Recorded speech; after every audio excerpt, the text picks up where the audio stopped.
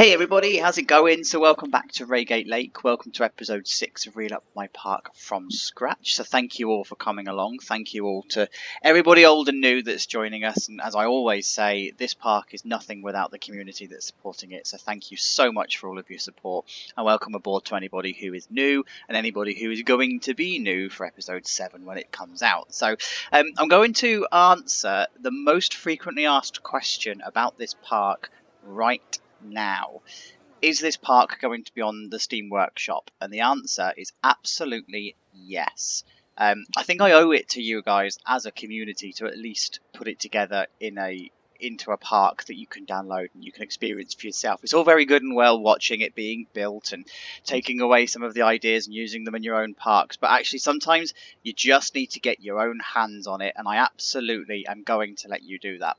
I'm not going to tell you any more information about that. A couple of reasons. There's a few things that have been planned and I actually haven't really thought it through, so I should probably sit down and work out how I'm actually going to make that work. But yes, I absolutely am going to put this on the Steam Workshop for you, and I'm going to do it in phases, so you don't have to watch the entire thing for it to be released. I'm going to do a phase 1 and then a phase 2 and then or however many phases we end up doing anyway. So in previous episodes, in case you are brand new here and you haven't actually seen what we're doing here yet, we've built this as a park, and we're doing an ultra realistic park where we are taking detail to the most ridiculous level that we can possibly allow Planet Coaster to do.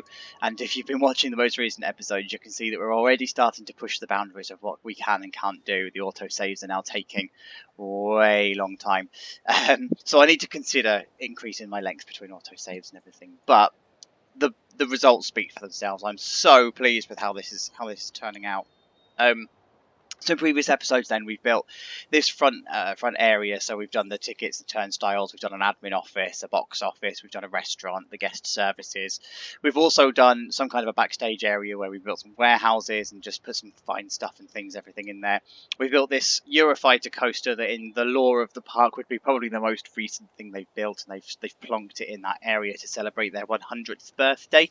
And so that's over there. And then the most recent episode, we built this area here, which is a supporting attraction area where we're starting to bring together lots of different ideas of supporting rides that wouldn't necessarily be particularly busy in a much bigger park. They're just there at the front of the park just to sort of draw some of the crowds away, but they're not big attractions. They're not crowd drawing.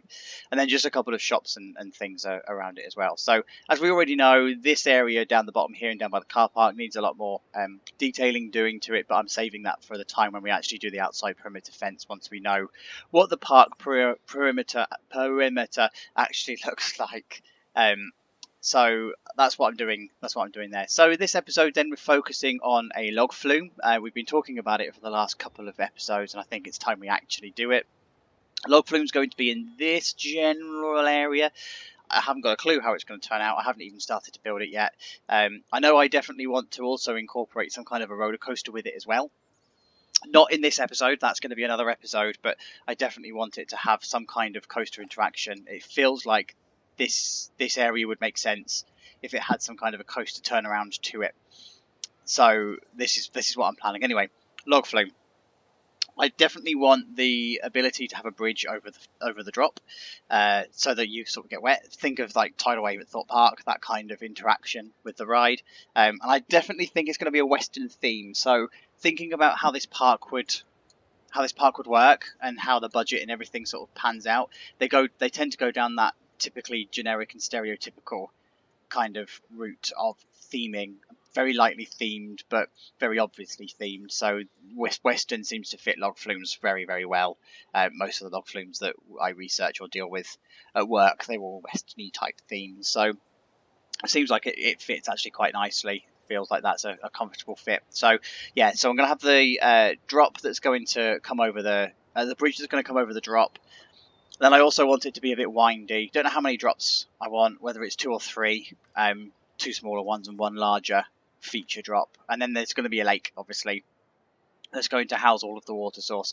So I did a Read Up My Ride episode that was a log flume in an awesome park, absolutely brilliant park. Adam, I think it was, that did the park. So I'm going to be using a lot of principles from that. So if you want to go and check out how I talk about log flumes and making real log flumes, then you can check out that episode later on if you like. So I'm going to be using a lot of those principles, but I'm going to make it different enough so that actually you don't really need to if you don't want to. You'll be able to get the information from here, which defeats the objective of promoting that episode, I know, but it is what it is. So I'm going to crack on with building this anyway. Let's see how the log flume turns out. Here we go. Alright, so this is how it turned out. And so you're probably familiar with how this works by now. The first part of the episode is spent just putting all of the basics in, where the ride is going to be and all the facilities that the area needs and everything. And then it starts to be built around that, where the fine detailing then comes and everything then takes shape. So this is the log flume, and it's quite a nice little layout actually. It's long enough that it starts to attract the guests, and it's also short enough to have quite a good throughput as well. So it's just the right length, 3 drops worth. So we come out of the station here, we sort of come around the lakey type area, up the first hill, into the first drop, comes a roundabout, comes underneath the first drop into a ride to a second drop. Again, both drops are really short, really small. They're just supposed to be drops for the sake of having drops. They're not the intense bit, because the intense bit comes right at the end when it comes around the outside of the lake again, up a massive lift hill, and then you've got a huge drop that comes down into this massive pool, and then it crosses the bridge. And this is the reason I wanted to do this, just like that. So you've got the idea of this drop, and the boats come down, and then it soaks the pathway here, and then it comes back around on itself in a U and back into the station. So as much as layouts go for log flumes, it's pretty standard. It's not anything special. It's not long. It's not short. It's just right. So the other thing that I was needing to do with this area then is to start thinking about the actual facilities and how the area comes together. So as we already know from the Reel Up My Ride episode when I did the log flume, you need access to water at as many points as you possibly can, particularly when it comes to the beginning of the lift hills. So what tends to happen at the bottom of a log flume here is that the water would collect and it needs somewhere to go.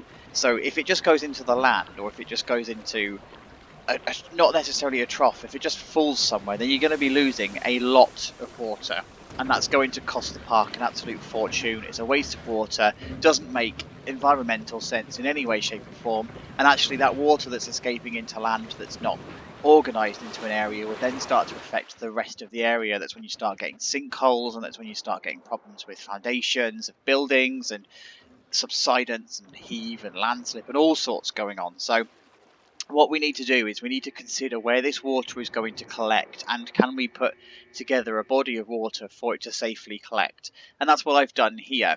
We've got this massive artificial lake that we've put in this area, and this is essentially acting as a reservoir for all of the low points of the log flume. So at the bottom of the lift hills of the log flume are accessible to the lake at all points. So all along here, and I don't know, I haven't decided which side it's going to be. Probably this side, probably this side, probably this side. There's going to be troughs that will capture water. And the idea of that then is that the water is pumped from the actual trough itself. It's going to come up the lift hill, pumped into this top bit, and then pumped down the drops. Likewise with here as well, and here as well. But what it does mean is where the water, and it doesn't do it in game sadly, but where the water in real life would be backing up along here, you then have the ability to collect that water, stop it from entering the natural environment, and then almost funneling it back into the lake. It also means as well you've got somewhere for the water to go when the log flume's not in operation. Obviously these troughs are not filled when a log flume doesn't work. They're going to be completely empty, and all of the water that's in the lake would be in the troughs would be in the lake. And so that's the principle that I'm going for here, as many touch points with the actual lake as I possibly can. And then over here we've got the overspill, so we've got the ability then for the water to sort of rise up as the boats are coming into the station. And remember, if they're queuing, then the water level is going to be higher because of water displacement, and so that water can then displace itself back into the lake. Again, it's not entering the environment, it's not entering the natural landscape, it's going back into this artificial lake, and then we can just use it. And that way then you're not wasting water. You're not having to replenish the lake and everything. The one thing that we do need to be aware of when it comes to losing water is this bridge area. So you're going to be losing a portion of your lake, and we're talking a really small portion, but you still need to account for it when you're doing the maths for water bodies. Is that you're going to be losing a portion of the water to the path. It's going to be hitting people, so people's clothes are going to be soaking up the water. You're also going to be dealing with a natural what's it even called? The sun's going to be evaporation, natural evaporation. Do you know what? I'm not even going to edit that out because that's funny. So you're going to be dealing with natural evaporation from the path, and it's going to be reducing the amount of water that you've got available. Again, this kind of area, it's not going to be dealing with a lot, but you still need to account for it when you're doing your maths. So what I've done is I've made sure that this lake is artificial enough with this lake, and there's a transfer between the two. They are on two different levels. You can't really see it, but they're on two different levels. And so the idea would be that you'd be able to pump water from here back into this lake if you needed to. It also means that this lake serves as a bit of an overflow if this lake is too full, and vice versa. If this lake needs filling up, you could almost take it from the actual Log Flume lake itself. And that means that you just got a little bit of extra sluice gate to play with on this side. So yeah, and then I've also just put the railway around the outside of the lake as I wanted to, and then I've started to put the pathways in that I wanted along here. So I do think I want a roller coaster in this area that I'm now sort of naturally creating. And I'm thinking about what this roller coaster is going to be. I don't know whether it's going to be a sit-down style B&M coaster or whether it's going to be something a bit janky like an SLC. I need to get a feel for the area. I need to see what this area is going to turn out like, and to see how it fits in with the park, to know whether it would be something as janky as an SLC or something as fancy as a B&M sit-down or stand-up. Won't be anything fancy. We're not talking big attraction here, but we're definitely talking roller coaster. Anyway, the other thing that I've done in this area as well is I've just added some space in for the shop. So I wanted to have like the ride photo area here, and I also wanted to have something functional as a shop here so you can buy stuff. So it's almost like you would order here, pick up here, and that's kind of the law that I'm going for with this area. This area also needs toilets, because the closest toilets we've got to here at the moment are down by the entrance. We didn't put any in this area here, so we definitely need some here. And I thought about this, and I was like, actually, this would serve quite well if you had a path that's coming across the top and a path that's coming down the bottom, and they're connected in some way, so that these toilets can service two paths at the same time. So that's kind of what I'm going for, this kind of almost like a ledge where you're able to walk down into the western area, or you're able to walk back onto the main path, and you can sort of dip off and go to the loo if you need to. And then we've just got some food places. So we've got a choice of foods. There's going to be a restaurant here. There's going to be a pickup kiosk here. I do want to put some vending machines in somewhere, but I don't know where they're going to go yet. Just something even quicker. So that's like your 3-tier food options: vending machine, kiosk, actual restaurant. And then in the middle here, I'm toying with the idea of having some kind of a game. Again, we just need to monetize this area slightly.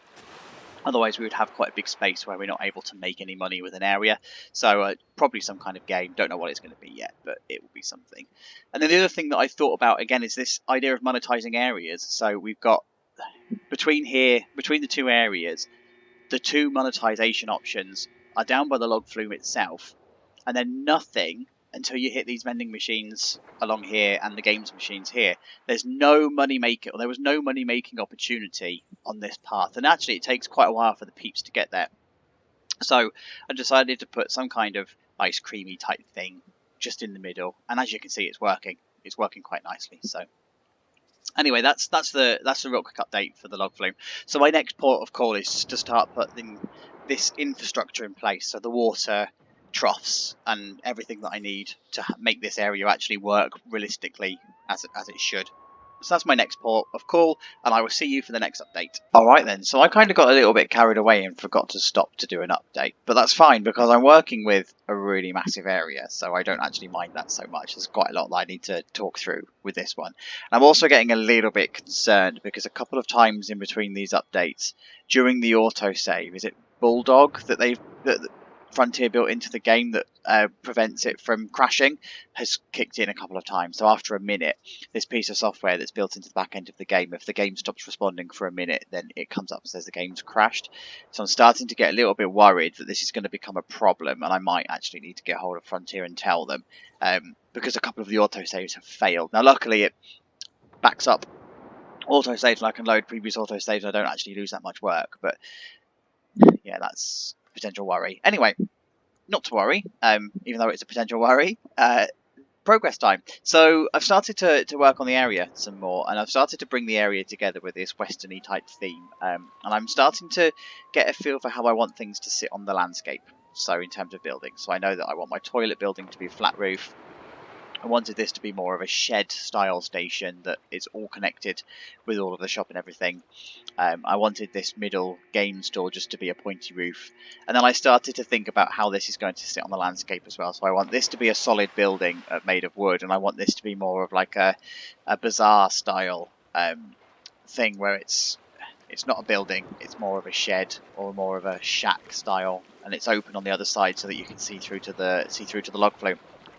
So that's what I'm sort of doing here, is I'm just toying with a couple of building shapes and everything just to make sure that everything's right, because this update has been primarily focused on the functionality and the facilities within a log flume, and to make sure that I'm getting everything that I need to in this area. So the first thing I did is just to make sure that the station is kitted out as it should be. So I'm not entirely keen on using same side loading and exit, and I'm particularly not keen with the idea of it having to cross over in the way that it does, but we're dealing with the limitations of the game. So in real life, what you would have is your entrance area would be this side, your exit would be this side, and it would be seamless, flawless, and you'd have simultaneous entrance and exits. But the game can't do that, and there's nothing we can do, so we don't dwell on it. But the station setup is now as it should be, and as I want it to be. It just needs its finer detailing, so it needs all the buckets, electric boxes, and we obviously need to deal with these differently to roller coasters, because we're dealing with water and electricity, and the facilities would be elsewhere, and the facilities would typically be held away in a cupboard. So this is what I've put here, the cupboard just under the actual station area itself. In terms of the shop, I've just started to kit out where I want the ride photo shop to be, and I've just started to kit out how I want it to look. So obviously these panels are all the same colour and everything, and they're nowhere near finished. This is just sort of me trying out a few different styles, so I just need to flip a few panels, change the colour, and so it would eventually end up looking like this. Unfortunately for us, the haunted house, or the spooky pack wooden beams that I'm using here, the actual planks, they're the same texture either side. So normally what I would do is flip them around 360, 180 and whatever, and then also flip them vertically as well, so that you've got different textures and it varies up. But unfortunately they use the same texture on both sides, so about the best I can do is recolour it. And that's fine, it still works. I mean, unless I've sat here and pointed it out to you, you don't notice it so much. You've still got quite a bit of variation of the colour. So this is coming together quite nicely. Obviously it needs all of its kitting out doing, which is going to come in later stages, and then just the shop next to it, just to make it a bit more real and make it a bit more usable in game, playable. Then we've just got the door and everything. Started the fencing as well, so I've stolen this directly from Wallaby Holland. Loved this fencing around their log flume, so this is kind of like the fencing style I'm going for, and it doesn't need to be high fencing for water. I mean, the water is quite a distance from the path itself, so you're okay in terms of safety distance. You don't need big fences along this perimeter, because you'd literally have to hop the fence and walk along land, and this pool isn't really deep anyway, so you'd be okay with a couple of no swimming signs along here, which I'll be putting in. But yeah, nothing really major needed here. And along this side as well, this would all be bushes and everything down here. It's not a big fall. It's not going to cause you mass injury if you were to fall over, and the fences are high enough to stop you from falling over. Look, they're pretty much up to shoulder height on some of the actual people, so you're good there. And then over here, I've just started to do the fencing work on the queue just to give this idea. TMTK fence and pillars here that I've joined together, and they actually look quite nice. Quite like this. Might change the colour of the wood, but not sure yet. Anyway, facilities. So log flumes have these like overspillways, and if you've watched the Reel Up My Ride episode where I do the log flume, I talk through this in quite a lot of depth. And again, this is one of those times when we're dealing with the limitations of the game. So in reality, what would happen is this side here would drop down, and where we've got this railing along here, this would actually be at the level that the current log flume is. And the idea is that the water comes down this way and it collects down here, and you get water displacement and it needs to go somewhere. So the idea is it safely then flows over the side of the edges, and then it's either directed into a channel which goes into another water reservoir or wherever your water's being stored, or it's pumped back into the lift hill and it's then pumped up and it carries on down the trough as normal. So this is what this is supposed to be doing. But like I say, we sort of have to squint on this one and go with the suspend belief for a moment, because we just physically can't make this drop and we can't make the water spill over, and that's the limitation of the game. So we just have to squint and just believe that this is what this is doing here. But I mean, it still looks like it should. Concrete is probably a little bit too clean. We don't have a way to distress the concrete. This would obviously be quite mossy and we would have to do something there. So let's just go with the fact that this has been just refurbished or something. I've managed to kind of do it here by overlapping some of them. It looks distressed, but it's still not. It's too evenly distressed because it's going by the shadow of the side of the piece that I'm using, as opposed to being able to distress it properly. But anyway, at the end of a drop, then you also have the same aspect as well. So all of this displaced water where the boat comes down and it splashes everywhere, it would be captured wherever it could and then redirected either back into the channel or back into the lake itself. So this is kind of what this is trying to achieve here. And at the bottom you have these sensors, and the sensors will then tell the lift hill that it's safe, that the boat that's just come down the lift hill is beyond the point of collision, so it can kind of continue and send the next boat round. So that's kind of what I'm achieving at that point there. And then I've also started on this process of emergency access wherever it's needed, and so this is probably overkill actually for a log flume. I've probably included far more emergency access points and exit points as you would possibly imagine, but actually it's fine. You know, it's better to be safer than it is anything else. So I've just added the path that goes right the way around the perimeter, so if you were to evacuate the flume at any point, you can get people safely off. And then I've just continued this idea of all of these walkways and gangways along here, and then continued the theme of the concrete padding as well, where it's channeling. And then over here I've done exactly the same. This one's slightly different because it's on the land, and this is also the biggest of the lift hills, so this is going to be the beefier. And the difference with this one is this has got two channels, so the idea is that it would overflow on either side, but this one would then direct it back into the lake, and then this one is directed up the lift hill. But you've also then got the facility that if there's not enough water on the left hand side, it can drag it back in, and then it can from the lake through this way, and then it takes it up the lift hill. And the last bit then to show you in this update, because the autosave is going to kick in shortly, so it's just this area. So I've started to kit out what the backstage area of this log flume would look like. It's relatively simple in design. You'd keep all of your electrics and everything away from the water source as much as possible, but you also use this as a bit of a water treatment area. You don't need as much of a water treatment area for log flumes as you do for the likes of rapids, because you're not pumping as much water around the channel, as we've seen in the two Reel Up My Ride episodes. So what I've done there is I've just included a couple of tanks just to give it that water thing, and then I just put all of the clutter and everything in here to make it look like it's a usable space.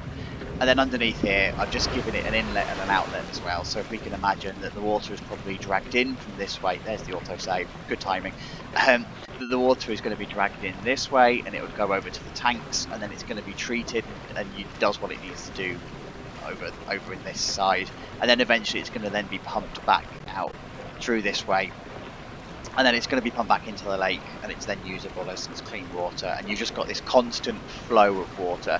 And remember, water treatment for a log flume isn't always needed either. If you're continuing that water to be moved all the time, you tend to find that it doesn't go stagnant because the water's constantly being used and it's constantly being thrown around a channel. It's only every now and again that you might want to treat the water. So in the height of summer, for example, you get some kind of algae when it's warm, or depending on where you are in the world, you may get some kind of waterborne plant-based stuff that you want to treat the water just to make sure that it's not going to overtake everything. And so that's kind of typically what you're looking for when you're dealing with a log flume. So anyway, that's pretty much the end of this update. As you can see, this is what I'm dealing with when it comes to an autosave. So that's the end of this update. I'm going to carry on just putting the finer details around the area, and just making sure that everything facilities-wise is all ready. And then I'm going to continue the actual decoration work of this area.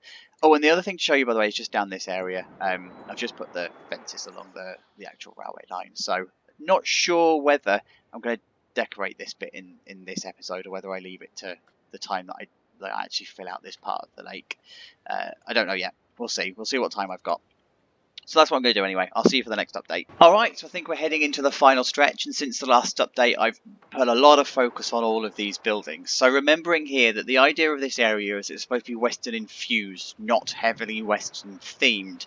So there's some creators out there that pull together some awesome Western themed areas. They are absolutely beautiful, and you've got some parks as well that have got really nice Western areas. So if you go to Gardaland, for example, you walk through their Western area and it's very much Wild West.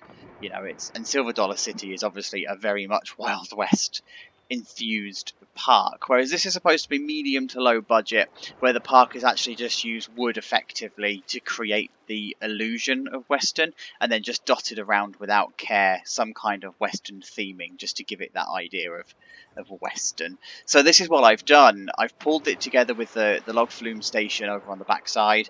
We've also got the toilet building that's just off camera. We've got the game stall shoot thing in here, and then this new building that we've got here, which is your quench and eats and then corrals. So the idea of quench and eat is it's supposed to be a bit of a grab and go food outlet where you just walk up, you buy something and you just run off with it and carry on doing what you're doing. And corrals is a bit more of a sit down style buffets, restaurant-y kind of area. It's got more of a seating area than it has anything else. It's not supposed to be a full-on restaurant, but it's supposed to be a bit more fast foody. And within this building itself, I wanted this view. I wanted to have an exclusive view of the log flume that you can't get from elsewhere in the park, and so that you could just sit here on the terrace and just enjoy as the flume goes by and the sound of the splashing water and everything. So I've managed to achieve that quite nicely here. The actual view of the two drops and everything is coming across quite nicely. It's going to look awesome when we've got the vegetation to hide the backstage areas and everything in here as well. And again, like I say, this is just more supposed to be using wood effectively to give the idea of this Western infused area, rather than it being this heavily themed Western. And this is quite nice because I've used the panelling all across these walls here, and I've just continued the panelling across the front to give that continuity. We've got a bit of modern wood in the middle here, but we've also just using the wood walls that come in game just elsewhere, and then mixed it up with some brick just to keep it a little bit modern, and it's coming across quite nicely. I've also started to use the herringbone brick pathway as well, just to give that idea of what this area is going to look like when the pathway is down and we're starting to hide all of those ugly parts of the pathway that I've mushed together to create one big plaza area. And actually it's quite a nice wide area that we're going to be able to have some picnic benches and everything in the middle here, but also whilst still being able to incorporate vegetation and everything to give different sight lines all along the outside. So we're going to be able to immerse this area into its own little area, as opposed to it being wide open like the Eurofighter is on the other side, where it's right next to the lake and it's quite obviously there. And so what I've done along here is I've just continued this panelling effect that we've got elsewhere. The shops themselves are just quite modern. I've just put some modern signs up just to sort of juxtapose this idea of Western theme. And then if we come over to the Log Flume building, so we've got ourselves a nice little photo booth, and I need to check before the last update who it was that suggested doing this. If you remember back to the Eurofighter, episode, I said that we had no way of creating the printers for ride photos. Someone came up with a really good idea to use the photocopier TMTK item as the printer, and you are an absolute genius because it worked. I mean, look at how effective this is. So I'm going to need to go over and put that into the Eurofighter area. So these are just the photocopies and they look awesome. So thank you for that suggestion. That's proper done the job.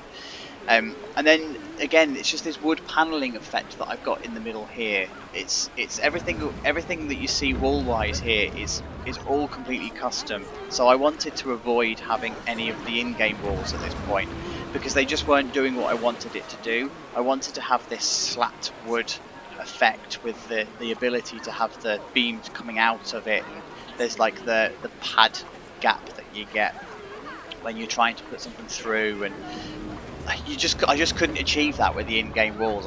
I wanted to do custom, and then I wanted this stone effect as well. I mean, I've used it quite a lot elsewhere, so I've used it in the toilets, I've used it to accent the box office and everything. I just wanted to continue that through into this area because that feels like it's one of the design decisions the park would have made, to have like consistent materials. It comes to also say consistent materials that are going across the entire park, and so that's what I wanted to do.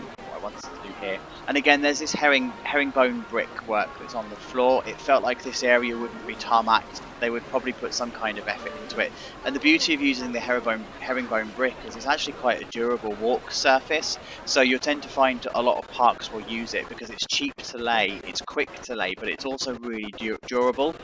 And so it offers a park a really cheap way of being able to lay some kind of a path down without actually putting far too much effort into it. But it also creates a little bit of a detail sightline for you to be able to see what's going on in the park as well. So, not see you in the park, a bit of a sightline difference. So if your area is lacking a bit of detail and it's lacking a bit of imagination, then you can just use herringbone pathways and it creates a bit of something to look at, even if it's a bit boring. It's just really low budget trickery of the eye, and that's what parks tend to do. And then on the actual roof itself, this is what I've done. So it's the same TMTK wood beam that I've been using over on the other bridges, but again I've just turned them over, I've spun them round, I've changed all sorts of different rotations and everything on here, and even though it still looks a little bit uniform, it's also still got that variation to it, and this is the kind of effect that this old wood would actually have. The parks would have built the roof in those kinds of lines, so you do still have uniform lines because they essentially flat pack it and then stick it up on the roof, and they flat pack the next bit, stick it up on the roof, and then they just cookie cutter it right across the whole of the ride. And so that's the effect that I wanted to go here. And then you've got the slight overhang that's on the side here. I've also then just finished off the fencing. I didn't change the colour actually. I thought the colour itself was quite nice because it goes with the wood colour of the roof. So I just wanted to keep that continuity going all along this area. And then we've still got this same paneling, the same stone paneling all across the actual base of the wall. And now inside the station, I've put a solid wall down one side, and I've kept it open on the other. So this bit here is all fenced off or boxed off, and this bit is actually wide open. And I've done that intentionally. It felt like that's how it would be. And then this panel is also intentionally a different colour. Don't know whether I'm going to change it between now and the next update. It depends on how because I need to finish this side off. So it depends on how this is going to end up looking. But inside, it's looking really. Whoops. Oh, that's looking underground. Inside the station, it's now looking really good. So it's got this really light effect that's going on with the wood. You've got all these different colours of the woods going on. It's that believability of having the smell. So I just need to come in here and put the fine details in, like the signs and the TMTK details that are going to go in here. But yeah, it's a good looking little station. Just needs to be a bit more Western infused. And then over this side, I haven't really done much else. I've just given this some kind of personality with its wood walling, and then I think I did this in the last update anyway. Brought all of the fences and everything down. So my next port of call is to start the foliage around the area, to start to bring it to life and start hide off some of the areas, put some of the rocks in, put the water lining all down and everything. So that's my next bit. So like I say, this is probably the homeward stretch now. The final bit you're going to see is now it actually all completed and finished. So let's go ahead and see how that turns out, shall we? Here it is. And just like that, we can welcome a Log Flume to the portfolio of rides. Welcome aboard Logrush Falls, and look at this splash. Oh, they've done such a good job with the water and how it interacts with the path. I really do enjoy that. Shame that the guests don't interact with it, but you know, we deal with what we do. And here it is in its glory then. Just a quick note though, before I do show you around everything, there's a couple of areas that are intentionally almost unfinished. So this area at the back here, I'm reserving that for the point where we do the hotel and we develop this area as well, just so that I know what fences I need, what infrastructure I need, etc, etc, and then I can start putting the foliage and everything along it, so I know what the sightline actually looks like. So I'm keeping that intentionally blank.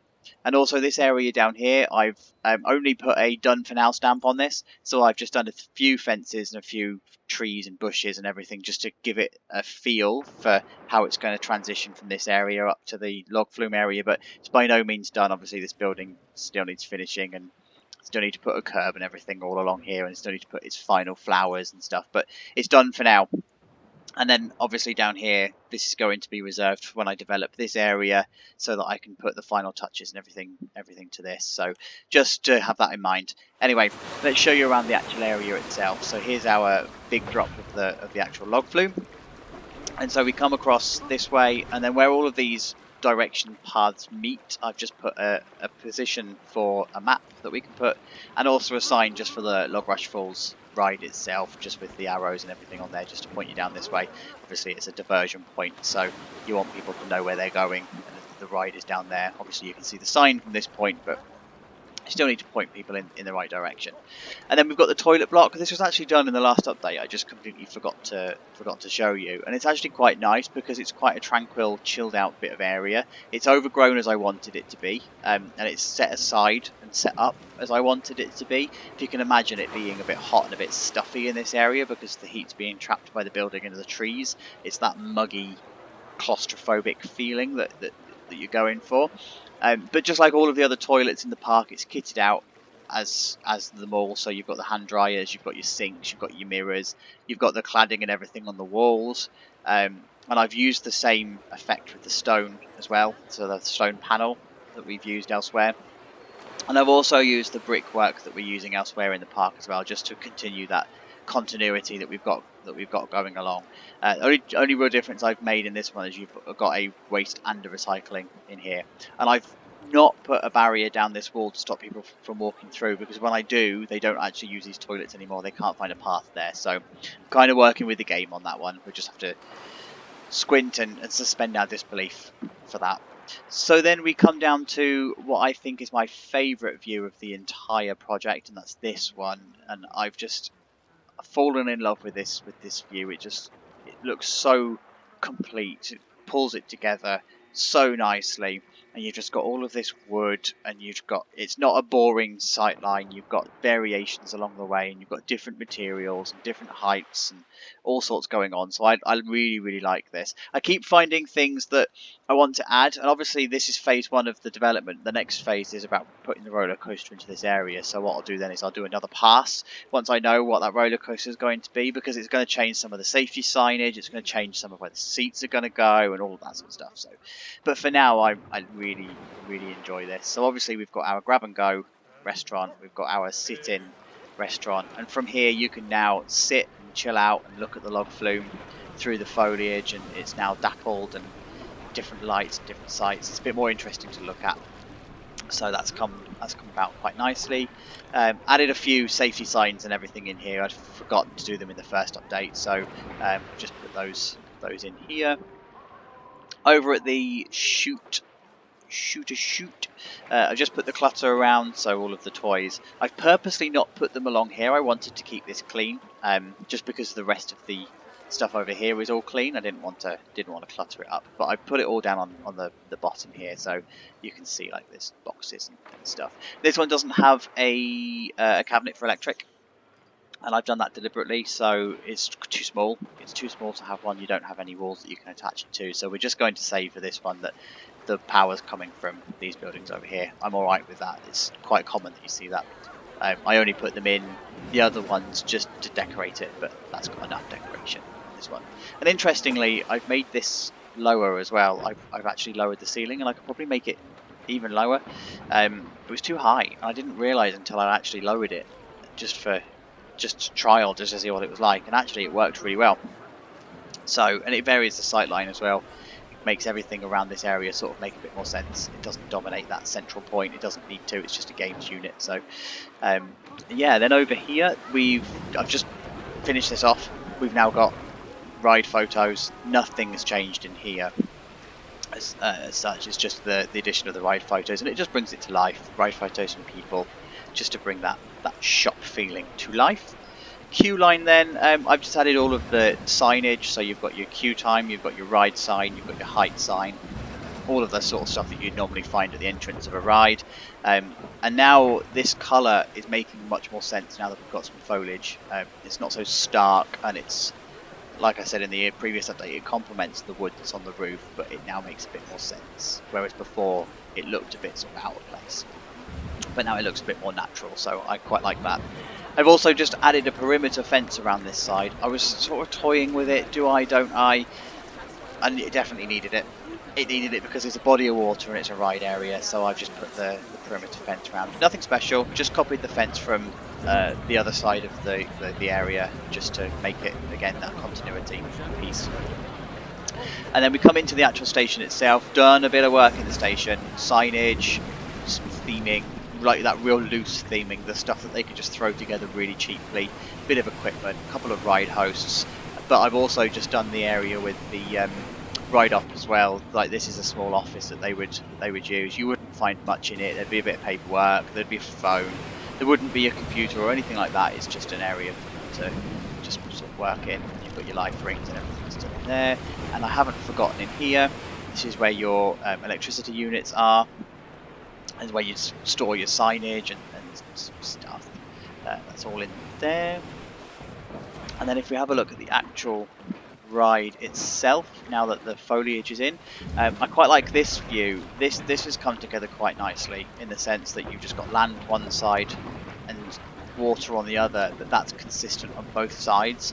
So it gives that continuity thing. It makes it feel quite comfortable. And now that it's got its foliage, it's not as exposed.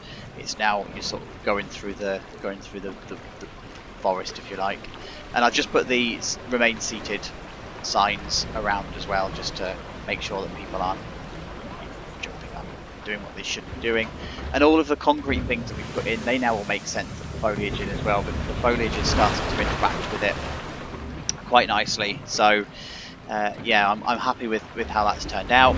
And then it comes around this way, comes past the restaurant, and whatever's going to be here, I'd like it to be, I think, another roller coaster, or at least another area that we can use that's going to be lightly themed, generically themed, can complement the western area. I don't know.